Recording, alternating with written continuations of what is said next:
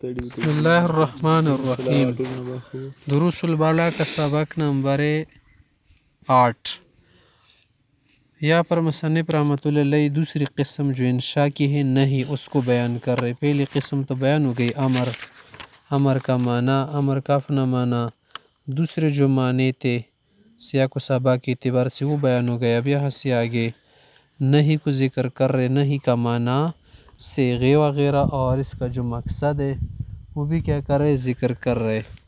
کہہ رہے وَأَمَّا النَّهْيُ فَهُوَ طَلَبُ الْكَفِّ عَنِ الْفِعْلِ عَلَى وَجْهِ الْإِسْتِعْلَاءِ.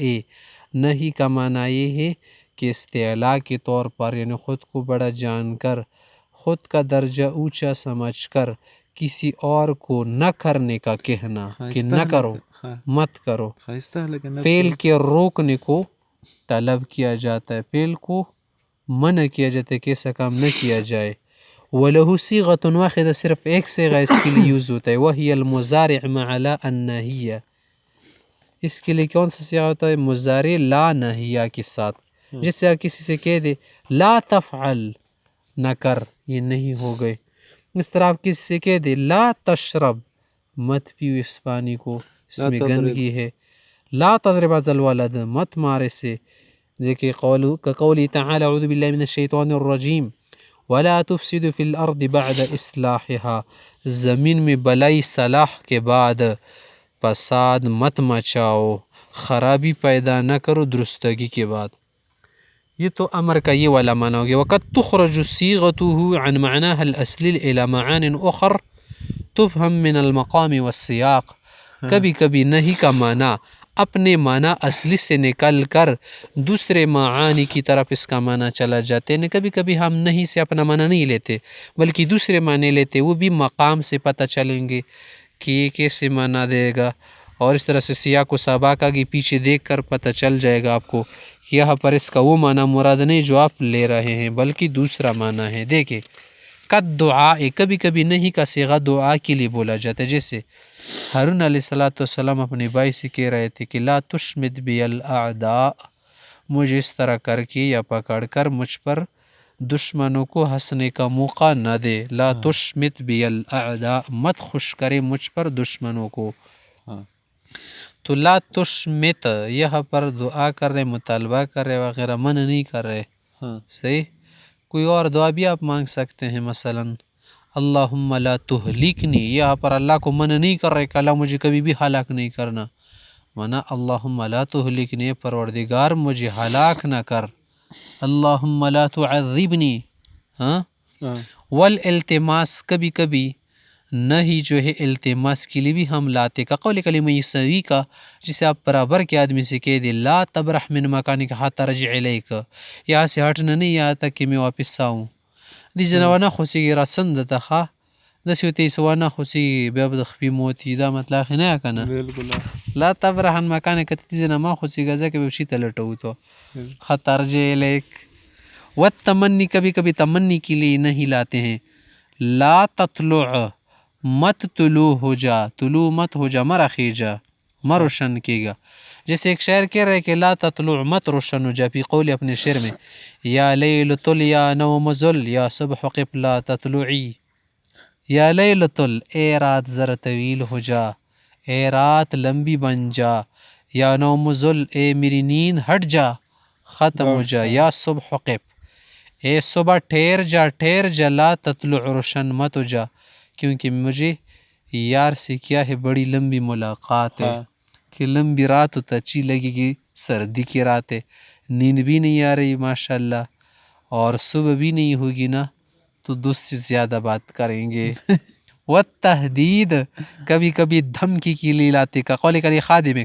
جیسے اب خادم سکھائے لا تطیع امری، مت مانو میری باتوں کو، لگ جائے گا تمہیں بعد میں پتہ.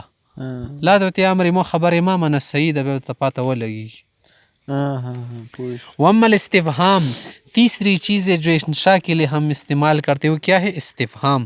استفہام کا معنی ہے کسی نامعلوم شے کے علم کو طلب کرنا، کسی نامعلوم چیز کے متعلق خود کو سمجھ لینا، اس کی سمجھ حاصل کرنا. فهو طلب العلم بشیء، کسی چیز کے متعلق علم حاصل کرنا. وہ ادوات اس کے لیے یہ حروف ہے: حمزہ، حل، ما، من، متا، ایانا، کیفا، اینا، انا، کم، ای. 11 حروف ہے، 11 کلمات، 11 عادات استفہام کے لیے ہم یوز کرتے. فالحمزۃ، حمزہ کس کے لیے آتا ہے؟ لطلب التصور والتصدیق. کبھی کبھی ہم اس کے ذریعے تصور طلب کرتے ہیں. تصور کا معنی مفرد چیز کا ادراک. کبھی کبھی تصدیق کو طلب کرتے. تصدیق کا معنی دو چیزوں کے بیچ نسبت. فالتصور، تصور کا معنی ہوا ادراک المفرد، مفرد چیز کے متعلق، ایک چیز الگ چیز اس کے متعلق کیا کرنا؟ معلومات حاصل کرنا، ادراک حاصل کرنا، جان لینا. نسبت نہیں ہوتی. جیسے آپ کہہ دیں علی مسافر ام خالد، خالد مسافر یا علی، تو آپ کو پتہ ہے کہ کسی کو تو سفر درپیش ہے، لیکن یہ پوچھنا ہے کہ وہ علی ہے یا خالد ہے، تو آپ کو ضرور کہے گا کہ خالد. تا تک آپ کو تو عقیدہ ہے، یقین ہے، اچھی طرح پہلے سے معلوم ہے کہ ان سفر کا اصل من احدہما، کہ ایک نے تو سفر کیا ہے، معلوم یہ کرنا ہے. ولیکن تطلب تعیینہ، آپ یہ چاہتے کہ کس نے کیا ہے. ولذا یجب بالتعیین، اس لیے تعیین سے جواب دینا ہوگا کہ قال علی، علی نے سفر کیا، خالد نہیں. والتصدیق، تصدیق کا کیا معنی ہے؟ ہوا ادراک النسبت، دو چیزوں کی بیچ نسبت کا پوچھنا، جاننا، معلوم کرنا. جیسے آپ کہہ دے اسافر علی، کیا علی نے سفر کیا ہے یا نہیں؟ سفر پر ہے یا گھر میں؟ گھر پر ہے. آپ نے کہا نعم، مانا وہ سفر پر ہے، علی سفر پر ہے. دیکھیں پورا جملہ آپ کہہ رہے ہیں، جواب میں یا نعم کہہ رہے ہیں، کیونکہ جملہ ہے نا، نسبت کا معنی ہے کہ جملے سے حاصل ہو. یعنی تستفہم، آپ پوچھنا چاہتے ہیں، سمجھ حاصل کرنا چاہتے ہیں، اصول سفر و عدمی، کہ سفر کیا ہے یا نہیں، شخص کے متعلق نہیں پوچھ رہے. ولذا جب بنعم اولا، یا تو نعم کہیں گے یا اللہ. والمسئول عنہ فی التصور ما یلی الحمزہ، جب آپ تصور طلب کرتے نا، مفرد چیز کے متعلق معلومات حاصل کرتے، تو اس وقت جو مسئول عنہ ہیں، جس کے متعلق آپ دریافت کرنا چاہتے نا، وہ حمزے کے قریب آتا ہے. مسئول عنہ حمزے کے بعد آتا ہے. وَيَكُونُ لَهُ مُعَادِلٌ، پھر اس کے برابر ایک اور چیز لائی جاتی ہے، یذکر بعد ام، جو ام کے بعد ذکر کیا جاتا ہے. وَتُسَمَّ مُتَّصِلَةً، ایسے حمزہ کو کہتے ہیں حمزہ متصلہ. فتقول فی الاستفہام من المسند الیہ، جب آپ مسند الیہ کے متعلق پوچھنا چاہتے ہیں، آپ اس طرح کہتے ہیں انت فعلت هذا ام یوسف، یہ آپ نے کیا ہے یا یوسف نے.